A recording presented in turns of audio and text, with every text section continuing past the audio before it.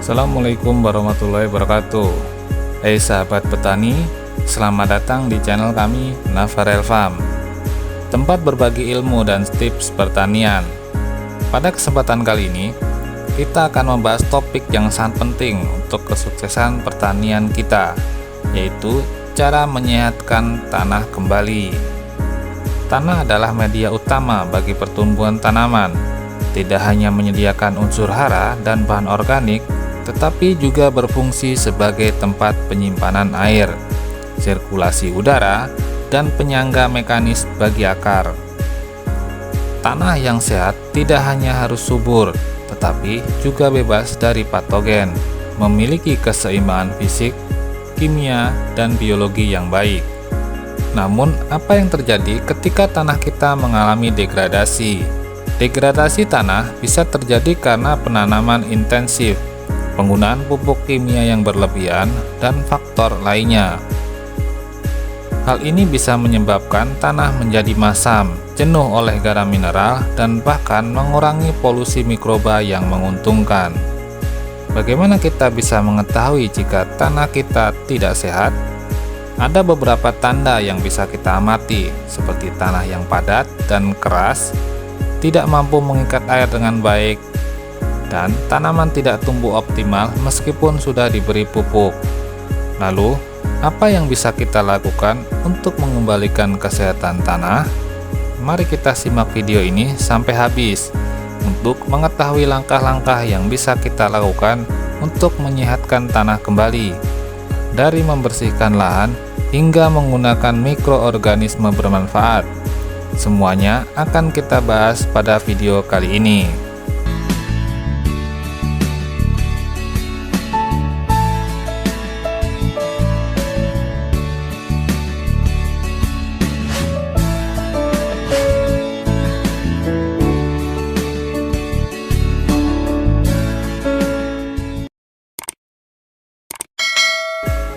Di dalam tanah terdapat beberapa komponen utama untuk pertumbuhan tanaman, berupa unsur-unsur hara, mineral, dan bahan organik.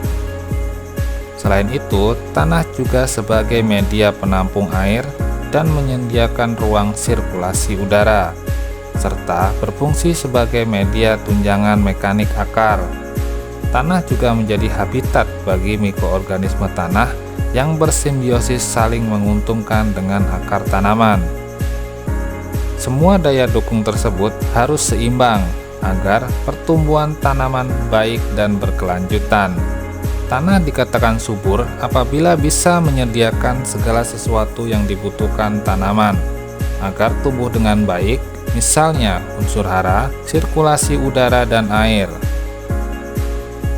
Kesuburan tanah dibedakan menjadi dua macam, yaitu yang pertama, kesuburan aktual, yaitu kesuburan alamiah atau asli yang terdapat pada tanah-tanah yang belum mampu menyediakan unsur-unsur hara dan bahan organik secara melalui siklus alami tanpa campur tangan rekayasa teknologi, misalnya hutan. Yang kedua, kesuburan potensial, yaitu kesuburan maksimum yang didapat dari intervensi teknologi, diantaranya pengairan, pemupukan tambahan, pengelolaan tanah dengan peralatan. Kesuburan tanah selama ini diidentikan dengan ketercukupan unsur hara bagi kebutuhan tanaman. Namun, jika kita bicara tentang kesehatan lahan, akan lebih luas lagi. Tanah dikatakan sehat apabila mampu menjadi media pertumbuhan bagi tanaman untuk hidup dan berkembang tanpa kendali yang berarti. Tidak hanya cukup tersedia unsur hara dan bahan organik saja, tetapi juga bebas dari investasi patogen, tidak mengalami kejenuhan anion, serta mempunyai sifat fisik, kimia, dan biologi yang bagus.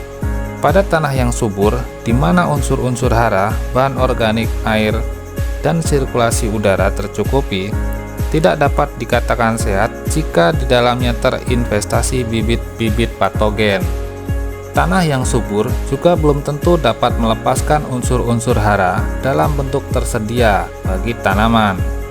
Menurunnya kesehatan tanah disebut degradasi lahan, berpengaruh pada menurunnya daya dukung tanah untuk pertumbuhan tanaman budidaya. Degradasi lahan pada umumnya sebagai akibat dari penanaman yang intensif atau terus-menerus yang dapat berdampak pada yang pertama, perubahan sifat kimia tanah. Pupuk kimia yang kita berikan ke dalam tanah hanya sebagian yang berubah menjadi bentuk tersedia.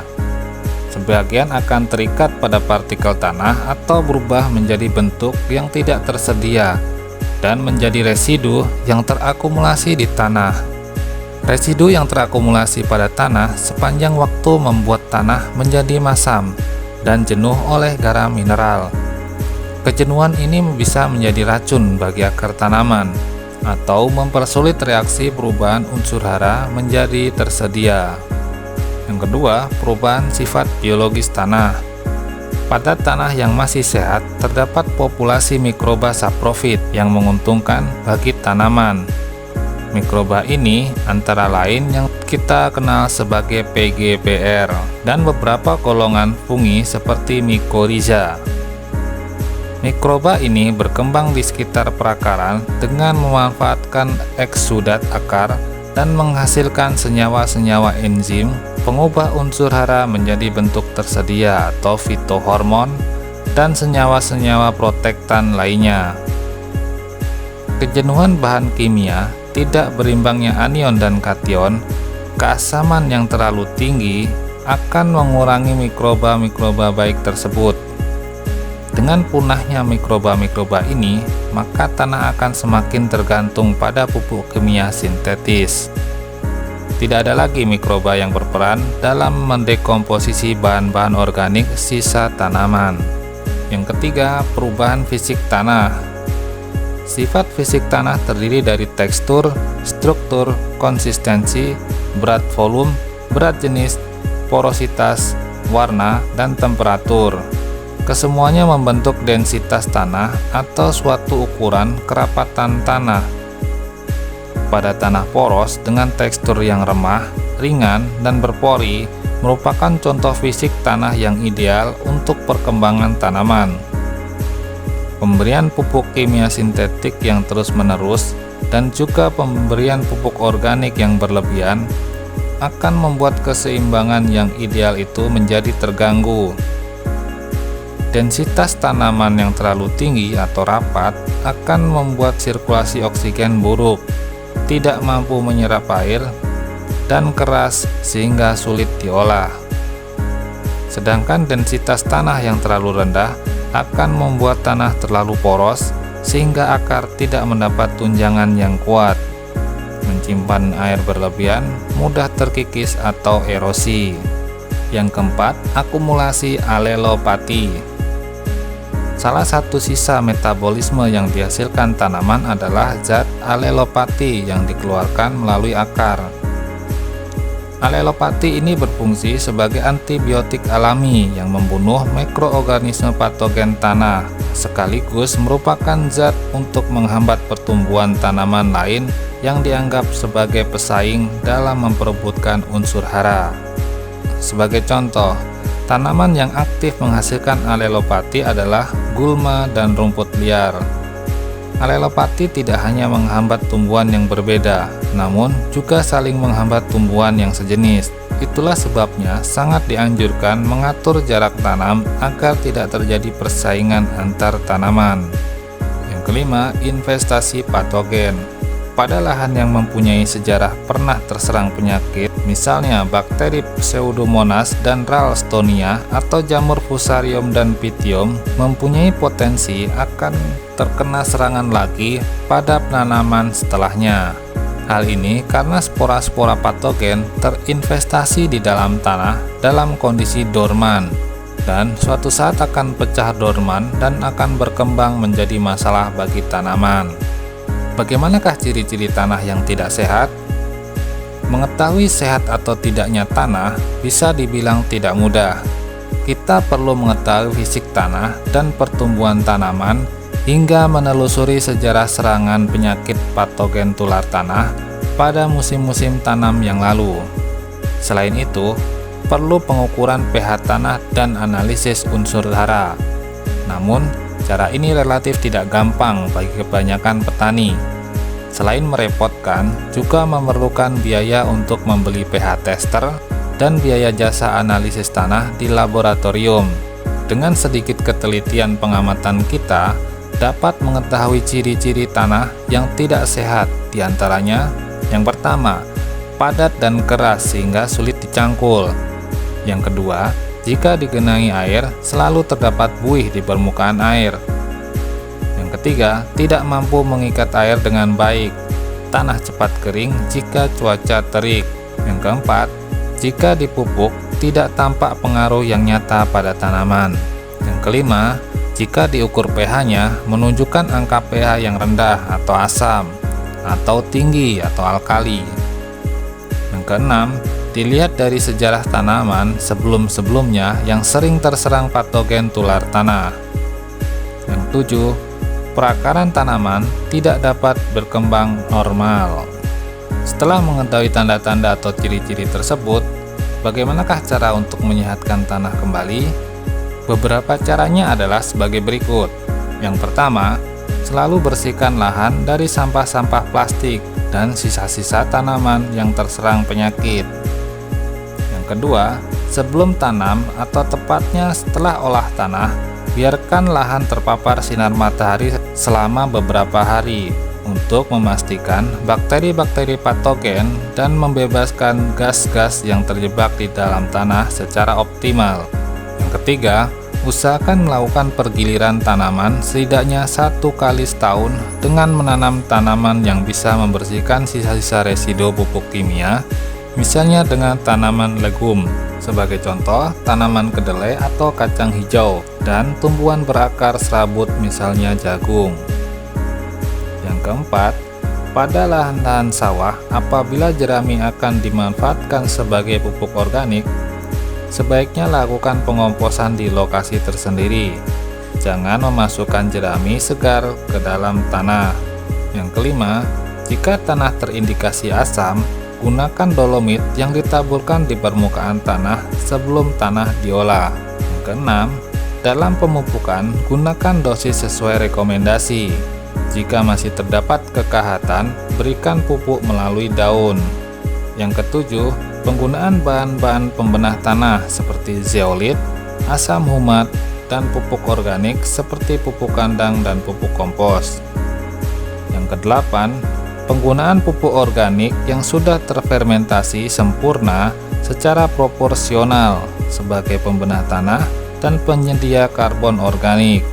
Pemberian pupuk organik yang terlalu berlebihan juga merugikan kondisi tanah karena tanah akan menjadi alkali dan menyebabkan CN rasio terlalu tinggi. CN rasio tanah yang ideal untuk pertanian berkisar antara 12 sampai 15. Yang terakhir, yang kesembilan, aplikasi mikroorganisme yang bermanfaat bagi pertanian, khususnya untuk memperbaiki kondisi tanah. Yang dibedakan menjadi 3 jenis, yaitu dekomposer yang digunakan untuk mempercepat dekomposisi atau penguraian sisa-sisa bahan organik menjadi pupuk organik alami. Contohnya, golongan bakteri adalah Lactobacillus dan dari golongan fungi adalah Streptomyces. Aplikasinya pada saat pembuatan kompos atau untuk mempercepat fermentasi pupuk kandang. Yang selanjutnya, biofertilizer atau pupuk hayati, berupa mikroorganisme yang mengubah senyawa organik dan anorganik menjadi unsur hara tersedia bagi tanaman. Misalnya Rhizobium yang menambah N2 bebas, Nitrobacter, Nitrosomonas, Mycorrhiza arbuscula, Bacillus subtilis, pelarut fosfat. Agar tidak terlalu boros, aplikasinya cukup pada area perakaran saat pengolahan tanah atau ditaburkan di area lubang tanam sebelum benih ditanam. Dan yang terakhir, biopestisida dan antibiotik yang berperan untuk menekan hama tanah dan mikroorganisme patogen yang terinvestasi pada tanah. Yang termasuk jenis ini diantaranya adalah Metarhizium anisopliae yang dapat menginfeksi hama tanah seperti uret dan ulat tanah, Trichoderma sp dan Cleocladium sp untuk menekan fusarium dan rebah batang. Itulah tips dan trik dari kami upaya untuk mengembalikan kesuburan tanah yang sudah mulai hilang. Terima kasih sudah menonton video sampai akhir. Semoga informasi yang kami bagikan bermanfaat bagi sahabat tani semua. Ingat, menjaga kesehatan tanah adalah kunci untuk mendapatkan hasil pertanian yang optimal.